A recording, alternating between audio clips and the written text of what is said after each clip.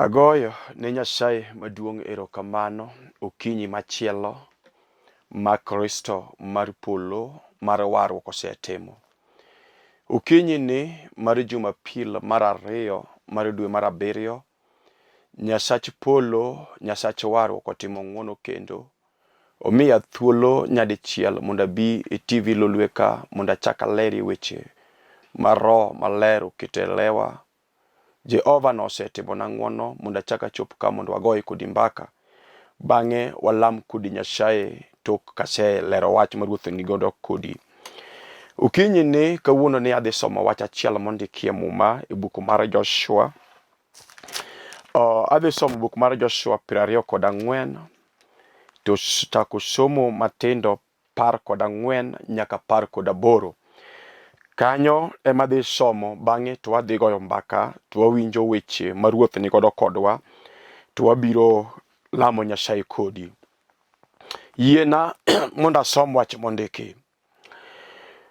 Kuom mano lamuru Ruoth Nyasaye kendo tine uru gi chunyu modimbore. Wituru nyiseche mane kwereu lamo kane gidak loka aora Yufrate kendo e piny Misiri, to lamuru mana Ruoth Nyasaye kendo lamuru mana Ruoth Nyasaye.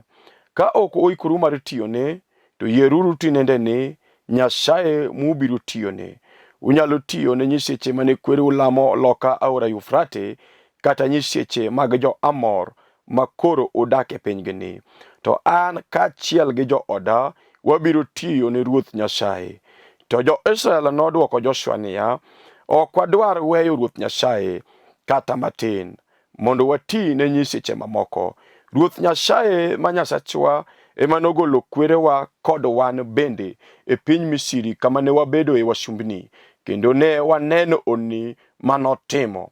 Noritowa kamoro amora mane wadhiyo kendo e kind ogendini mane wawuotho to bende Ruoth Nyasaye noriembo jo-Amor gi ogendini mamoko manodak e pinyni mondo owenwa thuolo. Kuom mano wan bende wabiro tiyo ne Ruoth Nyasaye nimar en Nyasachwa. Kului mondo walam Nyasaye. Uro maler Nyasaye maduong' mar Israel, erokamano kod okinyi kawuono ni tinende. Jehova erokamano kod ng'wono miwuoro. Jehova misetimone ngimana kendo isetimone jawinjo mara. Isemiyowa ng'wono kendo Jumapil mar 2 dwe mar 7 ni mondo wawinje wach Kristo Jehova mar polo misemiyoya. Kawana ka Jehova mar polo waketo lweti, jawinjo na bende aketo lweti misingo Ruodh Lweny. Jehova mar polo miye winjo mondo winje wach miseketo e chunya nikech en misingo Ruodh Muma. Lu wachni mondo itim onni madongo kod ranyisi ne ngimagi, ne utegi no andegi, ne dwaro mar chunygi radgo. Nyingi duong' mosiko e nying Yesu Kristo mnogo Ruodhwa. Amen.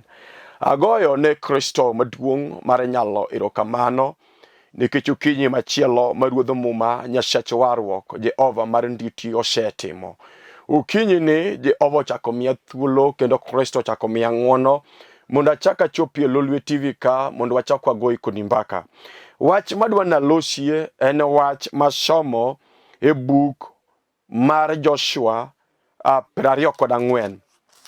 Mane wach madwa nalosie kodi, bang'e to wabiro lamo kodi Nyasaye. Kawuono wi wach madwa nalosie en timo yiero kuom Nyasaye monege lam. Nikech ji mang'eny osechanganyikiwa, gilamo nyiseche mopogore opogore, to Nyasaye mowabiro mondo alos kuome muma luonge ni en Nyasaye ma janyiego kendo ok odwar mondo oriwe kod Nyasaye machielo. To kama somo Joshua loso kod jo-Israel. Muma wacho ni chieng' moro achiel ka Joshua osechopo higni 110, koro nochopo kinde ne mag giko machal ka gimo nochopo kinde mar tho kata mar nindo. To ang'o choko jo-Israel duto e pap moro maniluongo ni Shekem. To e pawno noluongo jo-Israel duto kendo dhout Israel te. To koseluongogi to chokogi e pap mar Shekem kanyo. Noluongo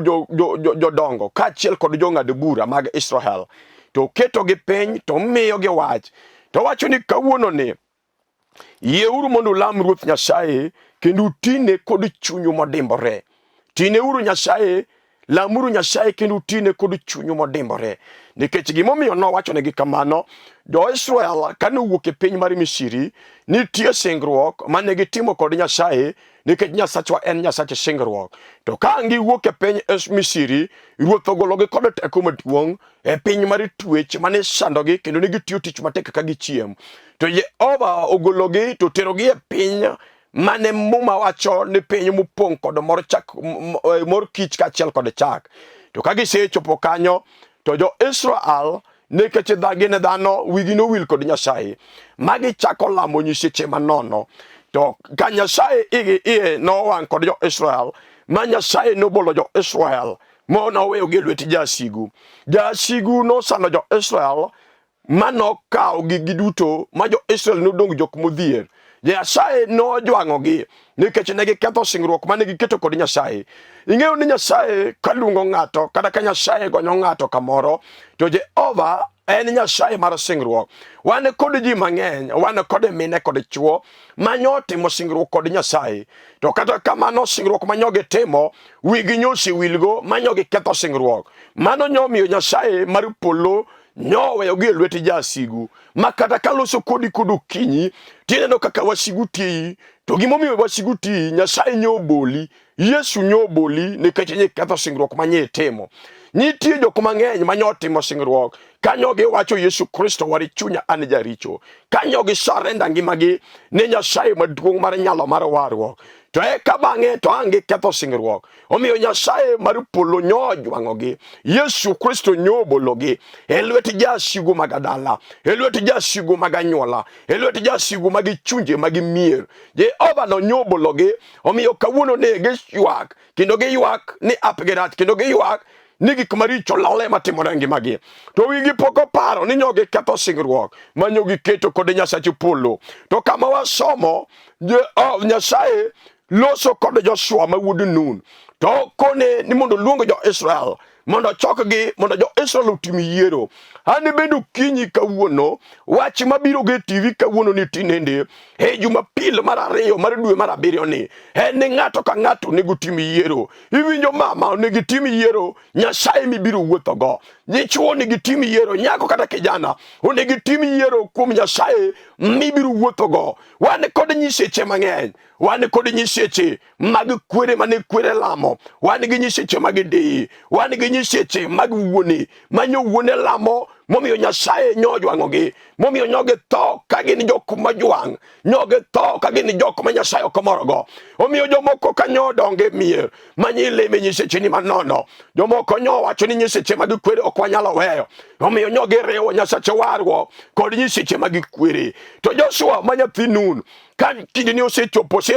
higni 110, e kinde ma osechopo higni 110, Ruoth koro miye wach mondo kono jo-Israel wach mogik monego jo-Israel tim. To toko jo-Israel e pap miluongo ni Shekem, to kono gini kawuono ni lamuru Ruoth Nyasaye, kendo tineuru Ruoth Nyasaye kod chunyu modimbore. To ka udwa tiyo ne Ruoth Nyasaye, to uyier kawuono unyalo tiyo ne nyiseche mag kwereu mane kwereu lamo kane gin loka aora Yufrate, kendo nyiseche mag jo-Amor makoro udakie pinygi ni. To Joshua ang'o paro? Nyasaye maduong' mar gony manyogonyogi e piny mar twech mar jo-Misri e tich matek kod thagruok manyogi thagore. To giwacho ne Joshua ma nyathi Nun ni winjo jaduong', ok wan bende ok wadwa lamo nyiseche mamoko, to wadwa lamo Nyasachwa manyogolo kwerewa kaachiel kod wuonewa kod wan bende e piny mar Misri, e piny mar twech mane Nyasaye ma wan bende wabiro tiyone.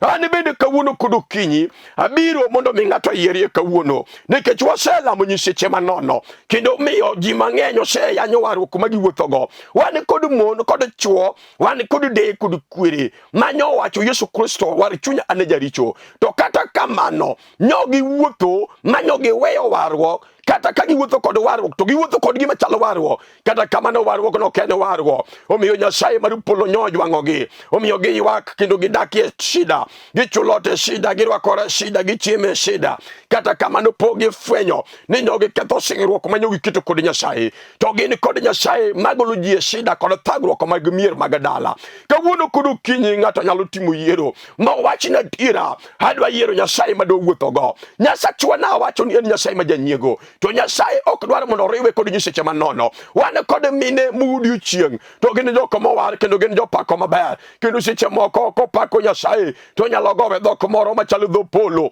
kata kamano kuchubutieno kamudho lel to gin joko maluro gidhi chomo kajuoke kadhi kajuoke kanyo gimanyo rieko machielo mopogore kod rieko mar wargo kawuono kod dhiambo kod kinyisani abiro mondo dhako nigi tim yiero nikech semio oyanyo wargo iwinjo dichuo kama nitie ni wacho ni wuotho kod wargo ni timo singruok maduong' e nyim Nyasaye ni biro wuotho kod wargo makata wacha ng'oma timore kata nyula ringi kata ukech kai tibiro wuotho kod Nyasaye ji mang'eny osewe wargo momiyo nyoge Nyasach polo nyojwangogi temo miyo Joshua ma nyathinu wacho ni kawuono un jo Israel ubiro yiero Nyasaye mubiro wuotho go onego ulam Nyasaye ma Nyasachu kendo tine kod chuny modimbore do ji nyodagi tiyo ni Nyasaye kod chunygi modimbore kod chuny moyawre omiyo ji Nyasaye nyojwango marwuoth nyoweyo gi lweti jasikgi Jehova nyojwangogi e lweti jasigu magi miero mag dala omiyo kawuono giywago dayo giywak malit mondo Nyasaye oresgi kata kamano pogi fwenyo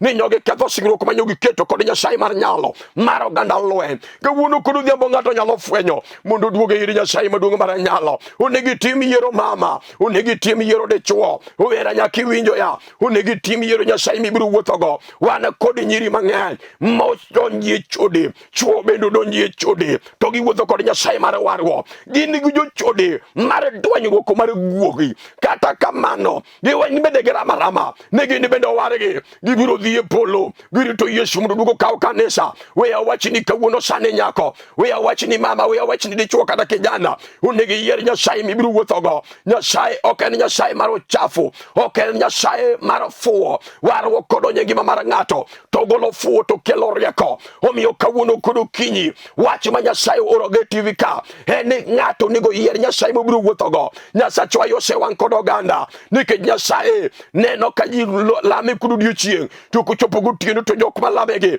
magi jojuogi madongo gin jochode madongo gin jok matimo timbe mag anjawo mok mi Nyasaye mor kawuono kod odhiambo wach mabirogo kawuono kod kinyi Jumapil mar ariyo ni abiro kod wach ma Ruoth omiya ok ang'eyo ng'at maloso go kinyi sani to gima ng'eyo ni Ruoth omiya wachni nikech dhako moro kata nikech nyako moro nikech kijana moro kata nikech dichuo moro Nyasaye wacho niya yier Nyasaye mibiro wuothogo to kisewalo Nyasaye polo to wal Nyasaye titine kod chunyi modimbore yaye nyiseche moko manono magikwere yaye timbe mag anjawo moko mi Nyasaye duong' yaye timbe maricho misedonje kijana iwinjo ng'at moko walo Yesu ng'at moko yiero Yesu mondo wuothogo kod chunye modimbore jalo ok nyalo tonye jo chunye mag dala nitie lagi chunye moselaw ji matek manyo mako mine kod chuo nikech ji nyowilo singruok manyogi keto ji mine kod nyiri nyowilo singruok omiyo Nyasaye mara uma jalo maratego jalo manyaka nini nyojwangogi e lwet wasigu mag dala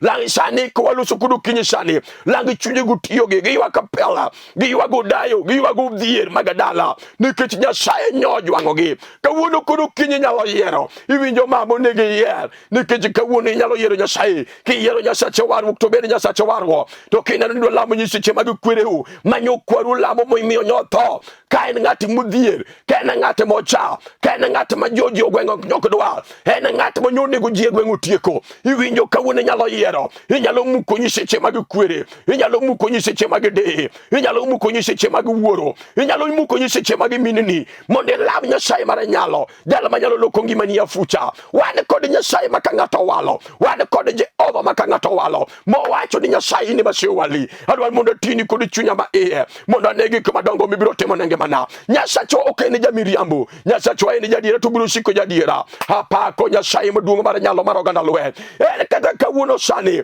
dhako kiwalo Yesu, dichuo kiwalo Yesu mar warwa, onge gima tek mok nyalore, duto te biro nyalore kuom Yesu. Ji mang'eny osecha kendo osenyier nikech gik ma giwuothogo, giwacho ni giwuotho kod warwa, to gik ma giwuothogo ok en warwa kata matin. Gino chalo warwa lakini ok en warwa. En gima jachien chayo, ma jachien nyono, ma kata kilamo Nyasaye mondo Nyasaye otimne ng'wono, to Nyasaye ditimo ng'wono nade? To in ema wari odiechieng', wari Jumapil kende, to kochopo wuok tich chako time mag anjawo. In e dhako mok dwar nyithindo wadgi, in e dichuo mok dwar nyithindo wadgi, in ng'at ma kochopo gokinyi tisechako pango kaka idwa nego nyithi wadu, kendo kata nyithindo madhi maber ok idwa neno e gweng', kata jirende ok idwa neno kadhi maber. Kawuono gokinyi onego tim yiero. Jehova ora kod wach achiel kende, timo yiero ma ng'ato nyalo wuothogo, timo yiero kuom Nyasaye ma ng'ato nyalo lamo. Kawuono gokinyi onego tim yiero. Hae timbe mitimo dhako, hae timbe mitimo dichuo, ken Nyasaye mar warwo to obedo warwo, ken Nyasaye mag jinga mag kwereu mag de manyo kwereu lamo ka gitimo timbe mag anjawo, to yier Nyasaye no mondo lam. Yiero ni e nyimi kawuono, onego yier Nyasaye ma ibiro lamo, onego yier Nyasaye ma ibiro wuothogo. Wan kod ji mang'eny kata okinyi kawuono ma jachien sando, kata kamano pok gifwenyo mondo gitim yiero ma gibiro wuothogo, pok gifwenyo kuom Nyasaye maduong' mar nyalo mar warruok, jal ma pokolo, jal ma pok owel. Omera kata neni wuotho miyo ji ochayi nyaka e gweng'u nikech pok itimo yiero. Onego itim yiero kod okinyi mondo iwale Yesu Kristo mar warruok, jal maratego, jal manuchiu mano wale polo malo. Ka jodongo 24 obedo piny, ene ma jodongo 24 nowale, ene ma ni polo wale. Yesu Kristo ma ja-Galili, ene ma piny oluore. Kata okinyi kawuono sani omero negi wale Yesu. Hai juchinde miwuothogo, hai lagi chunje miwuothogo, nitiere Nyasaye manyalo gonyi nyaka nyororo mutwi matek. Obed kuong' mag dala, obed kuong' mag anyuola, obed kuong' maluwo remo. Omiyo kwaru nyotho kodhier, wuonu bende tho kodhier, in bende kirango ngimani to laini cheme alowo. Dongo negi tim yiero mondo iluwe kuom Nyasaye, Nyasaye mar polo Jehova mar warruok manyalo timo ni gik madongo mag ono. En gima osetame onge. Ere kaka iwinjo kod okinyi, dong inyalo yiero Yesu ruodho muma, Hosana ruodho warruok, jal manotho e msalaba Kalvari, kawacho norumo duto. Iwinjo kata thagruok mithagorigo momiyo ionge kod nyinga maber, omiyo ji nyalo yanyi dichuo, omiyo ji nyalo yanyi dhako, nikech ka girango gima to gima ber manyalo ne onge. Dong ine ma pok itimo yiero, onego iyier Nyasaye mibiro wuothogo. Wan kod warruok ma ng'ato nyalo wacho ni adiera, adwaro mondo wale Yesu, adwaro mondo mi ayier Yesu mar warruok, mondo awuothe kod Yesu gi ngimana, mondo achiw ne Yesu ngimana kawuono, mondo awuoth kod Yesu gi chuny modimbore, mondo Nyasaye mar polo ana malo. Nitie Nyasaye manyalo ani malo, e nyima anyuola Nyasaye nyalo ani malo, e nyima dalau Nyasaye nyalo ani malo. We awachni kod adiera ni ka ng'ato yie kuom Yesu Kristo mar warruok, to kata jochiende mag dhier mag dala, jochiende go biro dadore kuomi to biro weyi. Kata obedo kuong' mag dala maluwo anyuola, maluwo remo kuom remo, manyoluwi nyaka e boma kama initie, ma kata gi tich mitiyo ok nyalo timore maber. Nitiere Nyasaye minyalo walo, nitiere Yesu Kristo minyalo walo. Miwacho ni Yesu Kristo war chunya ane jaricho, nitiere Yesu mar warruok. Omera mama kata kanyo yiero Yesu chikni machien, to kata kamano nyikere melwar. Kawuono nitie Yesu jang'wono, en podo wero kata kawuono inyalo yie kuom Yesu kendo mondo wari Yesu mar warruok. Jehova nyalo timo ne ng'wono. Yesu podo wera wera, kata kawuono nyalo wari dhako, kata kawuono nyalo wari dichuo. Giongine ma pok itimo yiero, omi wuotho kod jochiende mag dala. Jochiende mag dala no chwado lwetgi ne gima ber minyalo nene ngima ni onge. Dong ine ma pok iwalo Nyasaye, ine ma pok iwalo warruok mondo iwuotho kod Yesu manyalo timo ne ng'wono. Nitie kata okinyi sani onyalo wani malo kod teko, e nyime dalau kanyo nyalo wani malo. Omera kata ji ochayi nyako, kata ji ochayi dhako, kata ji ochayi nyako, kata ji ochayi dichuo. Iwinjo kijana kata ji ochayi, iwinjo mama kata ji ochayi nyithindi, kata ji ochayi dalani. Gima onego timo onego iyier Yesu, jal maratego, jal manyalo pudhi e lak jochiende mag dalau, e lak jochiende mag mier, ma kata jochiende mag dala nyoramo. Ni gima ber minyalo neno onge. Nitiere Yesu ratego, osiep Lazaro ma Bethania, nitiere Yesu ratego, osiep Maria gi Maritha madhako, nitiere Yesu ratego, Hosana ma ja-Galili, nitiere Yesu ratego, jal mara uma jal ma polo luoro, nitiere Yesu ratego, jal mano baro na minyi mido Israel nitiere Yesu ratego iluongo jal mara uma onge gimo setamo japuonj kata kawuono kodo kinyi dongine mapoki walo Yesu kawuono negi wali Yesu unege wachi ni Yesu kawuono tayeri munda wuotho kodi unege wuothe kodi Yesu mondo gola kuongo magadala unege wuothe kodi Yesu mondo gola nyera magadala dongine no kisoma soma tich mabero nege yode dhako to nege jipoki walo Yesu mondo Yesu ja wuodh kedo mondo kedni kod lage chunye magadala mose maki mose chodo lotgi negi maber okenyala neno dongine mapoki walo Yesu kawuono kinyo negi yere Yesu osana ruodho warwo dal manyalo timo gik madongo ne ngimani onge gimo setamo ruodhwa gimo seloye poka neno an nyaka ne yalna warwo Jehova no pose timo na ngwono an nyaka ne wal ne yalna warwo kod jodongo mane yalna warwo onge gima nege wachona ni Yesu kenyal kata kawuono kudu kinyi sani ruodhwa nyalo duto te gik maneno kokenyalore kuma nyola okenyalore kuma dakiteche okenyalore kuma joka mag gweng'u okenyalore kuma Yesu ruodho warwo duto te nyalo ri kuome dongi nyalo yie mondo wari okinyi dongi nyalo yie mondo kaw warwo mar Yesu Kristo omera Yesu Kristo no chwade no yie mondo chwade kod del no yie mondo tinge musalaba mapek no yie mondo chome Kalvari kanyarobo mitero kar yengo iluonge nyarobo maonge mala to no yie mondo bedi jaricho mondo ibedi ng'ata mowal mondo uresi kuom richo magadala mondo goli kuom kuong magadala Jehova no yie jari mondo wani kike jarwa Jehova no yie mondo yan mondo wani kike yanyowa Jehova no yie mondo twe mondo wani kikobi twiche magadala dongine mapoke walo Yesu osana ruodho warwo jal mano chiwo ngimane ko wache musalaba Kalvari ni kawuono to rumo duto Eloi lama sabakdani tiende ni nyasacha iwe anang'o gimomiyo Yesu ne ywaka kamano nikech nuting'o richo ni mama gimomiyo Yesu ne ywaka kamano nikech nuting'o richo ni dichuo gimomiyo Yesu ne ywaka kamano Jehova nuting'o richo mar dala nuting'o richo mar anyuola kawuono ka ng'ato walo Yesu mawacho ni Yesu Kristo wari chunya ane jaricho Jehova biro wari Yesu jang'wono ene jal mopong'o kod ng'wono gimo setamo Yesu ruodha onge gimo setamo jawarna onge kata kawuono nyalo wari mama onyalo timo ne ng'wono madongo e nyima anyuola ni nyalo timo ne ng'wono onge gimo setamo Yesu ruodha warwo onge gimo setamo Nyasache polo kata kawuono kod odhiambo sani mama kadisene go nyithindi ujowadu nitiere Yesu ma ruodha ng'wono inyalo wacho ne Yesu Kristo Jehova sesarende nyimi time masetimo sejoga nyithindo masenego magi nyiminena nyithindo masenego magi jogweng'wa Jehova kawuono asalenda iwinjo dichuo kata in kanyo isenego ji mang'eny isetimo timba yuki moko moro Nyasaye to kawuono nitie thuolo Yesu ruodho ng'wono ora mondo ng'ato tim yiero kinyi ng'at monyalo wuothogo omera aye juoga aye timbe mag jok mitimo nitiere Yesu mar warwo manyalo timo ni ng'wono kata sani nitiere Yesu mar nyalo minyalo yiyo kuome sani manyalo pudhe lagi chunji magdala magarana manyalo pudhe lagi chunji magdala magafuo Yesu ka ng'ato walo to Jehova kata ng'ato fuo manade omera kate fuo machal kagimi onge kod rieko Jehova golo fuo to kelo rieko Nyasaye ke walo kata ka yuchaye dala maji nyose lusu kuomi weya wachini kodo kinyi omera godiyo kawuono ni ng'ato nyalo chai kendo ng'ato nyalo nyieri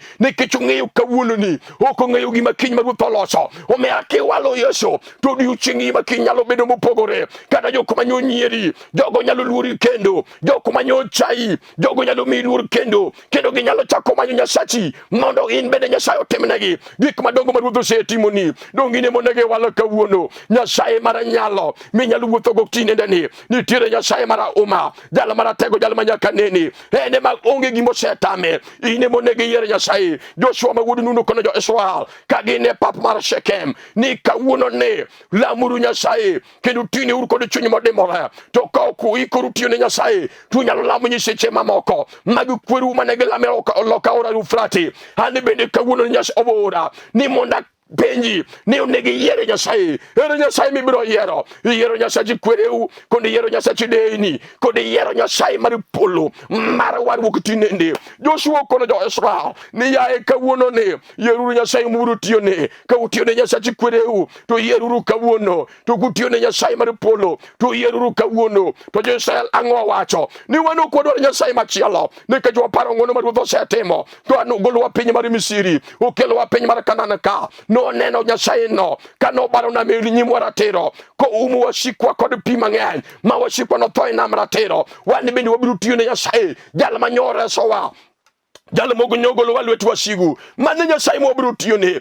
penjo i mama ere jalo mesayero idwa tiyone Nyasaye mane idwa tiyone Nyasaye kwereu ko idwa tiyone Nyasaye mar polo jalo mar wargo jalo manyoto nikechiri chomari jalo manoto nikechiri chomare dalau jalo manoto nikechiri chomesetemo ko wuno dongi nyalo yikum Yesu mondo Jehova timene ngwono ene jalo mapoko lokore ene poko wela katukinyi pudu tia Nyasaye nyalo timone ngwono mara warwo ko mara gon Jehova nyalo timo ne ngwono mondo golia chai mara dala Jehova nyalo timo ne ngwono apako Yesu ratego duongo koda pak koda nyalo odogo ne Nyasaye polo gawuno kodu kinyi mama nitiere Nyasaye me nyalo walo iwinjo nyathi matina iwinjo nyako mara wera nitiere Nyasaye mangato nyalo walo nitiere Yesu Kristo jal manogola kanyaromo mitero kar yengo ilungo nyaromo maonge mbala no yie mondo bedi jaricho nikech in nitiere warruok mangato nyalo walo nitiere warruok mangato nyalo yiego mondo Yesu Kristo odonji chunyi kanyo mondo wuotho kod warruok mondo tin Nyasaye kod chunyi modimore kiyae weche maricho iwinjo nyako kata kiranga samoro in kama initie ipenjore ni timango mondo ilok ngimani mondo ngimani olokore ng'at maloko ngima ng'ato en mana Yesu kende kiwalo Yesu Kristo ma Nazareth Jehova biro loko ngimani Jehova biro timo ne ngwono ere gimi sayero kinyi onegalami kod ng'ato mosiye mondo kaw wargo mosiye mondo kaw Nyasaye mondo wuotho kod Nyasaye matuo mar nyalo mar oganda lwe ok ang'eyo ka kisetimo yiero nitiere yiero ma ng'ato nyalo timo ne kemiya sara lelo mine moko nyotimo yiero mondo gidhi ka juogi ka giniko nyithindi wetegi jomoko nyotimo yiero mar rano nyithindi wetegi mon kod chwo nyotimo yiero moko nyotimo yiero mar chode gichodo ka guogi e gweng ochodo nyaka nyare moko chodo nyaka nyigi moko chodo nyaka yiwuotegi nyithindo monego luonge yewuote nyithindo monego luonge nyigi mage chodo ene chodruok mar dwanyruok mag guogi kawuono nitiere Yesu manyalo timo ne ngwono manyalo wariti wuoth kod Yesu kod chunye modimore bo Israel wacho ni wan wabiro wuotho kod Nyasaye nikech waneno gik manyotimo ere ng'ati mido wuotho go mama ere ng'ati mido wuotho go chwo kata ka in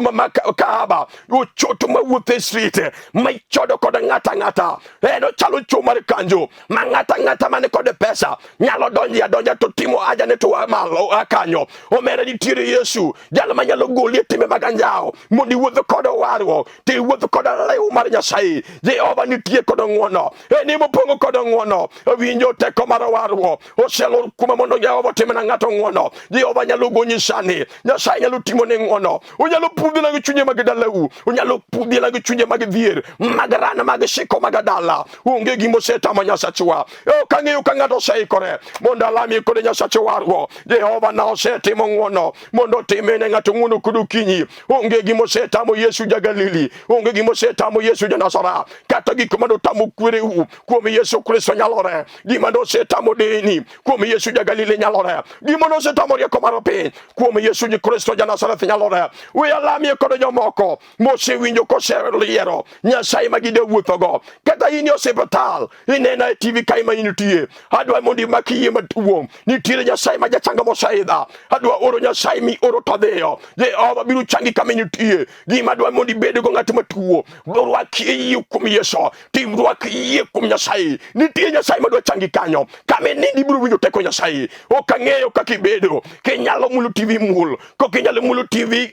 gochonge pen kokinyalo gochongi nikech onge teko mar gochongi bed kod yie kama initie mondo alam kod Nyasaye maduong' ero kamano ruodho moma Nyasaye maratego mara oma jala mara oma jala mapokolo iluongo Yesu Jagalili amina jala manyaka nene o Yesu meshinga ruodho moma ero kamano kod okinyi ruodho moma setimo ngwono ne dhako ni ne chuogni Jehova gisetimo yiero gi yie mondo giwuotho kuom ruodho moma Jehova ngwone gi kuom richogi weche mar richo mag setimo time nyimi momiyo nye jumango gi lwetu wasigu uru malere ngwon negi ukinyi kawuono tim negi ngwono jal majangwono wari chunyi gi Nyasaye ibene gi Nyasaye kuom weche duto wegi neni utegi nyake andegi nyake tije gi wuodho muma wegi neni Jehova gwedhi ka giwuok oko ruodha igwedhi ka giduoge udi gwedhi ka gine tije gwedhi ka gine ala yanegi malo kodo teko nyingi mondo iduong musiko manyaka chieng neke jisewinja kendo setimo negi jal matuoni wuoga mamne changi ngima dhako ni changi ngima dichuogni changi ngima nyako ni Nyasaye changi ngima kijana ni ane malo kodo teko nyingi mondo iduong musiko manyaka chieng neke jisechange nyingi iduong ya Yesu neke jisetimo ngwono mana kuom yie nyingi Yesu Kristo no ruodhwa. Amen. Nyasaye mar polo mondo gwedhu Jehova mondo tingi malo kishe ka warwo kendo seyero Nyasaye many kanisa miyale warwo kendo many kanisa mar adier donjo kanyo titine Nyasaye kod chunyi modimbore tiaye timbe maganjao mondo Nyasaye obed Nyasaye. An maloso kodi ilunga Bishop Joseph Odindo, Bishop kata founder mar Redeemed Ministries International. Wane kode kanisa Kibera Olympic Nyasaye setimo na ngwono kanyo Kibera kanyo wan kod kanisa ni ariyo achiel ni Silanga achiel ni Katwekera. Jehova maduong mondo gwedhi Jehova tingi malo wan kod ji mang'eny magoyo simu e seche mayalo kama to seche mayalo kama samoro kanyal kawo simu inyalo rito to kitieko katiko yalo tigoyo simu twatudore wan kod Nyasaye mabende nyalo tine kod mwandu kanyo kanyalo weyo ka ruoth ochimi mondo itine Nyasaye kod mwandu mondo wachni omede yalo inyalo chung kod wach Nyasaye kod mwandu ma ingo kando kod oduma mar Redeemed Ministries International watiyo bende kod migawo machielo miluongo ni Mana Ministries International. Mana Ministries International en migawo makonyo nyithindo makiye to konyo mond liete otimo ne gik madongo ma ginyalo timo. Kidwa tudri kod Mana Ministry YouTube imano Missions of Mana, YouTube Missions of Mana, Facebook imanyo Mana Ministries International, email en manaoffice@yahoo.com, namba gi mar simo en 0718 930 182 0718 930 182. An namba na mar simo en 0720 31 60 52. Nyasaye mondo gwedhu nyaka Jumapil manyien. Shalom.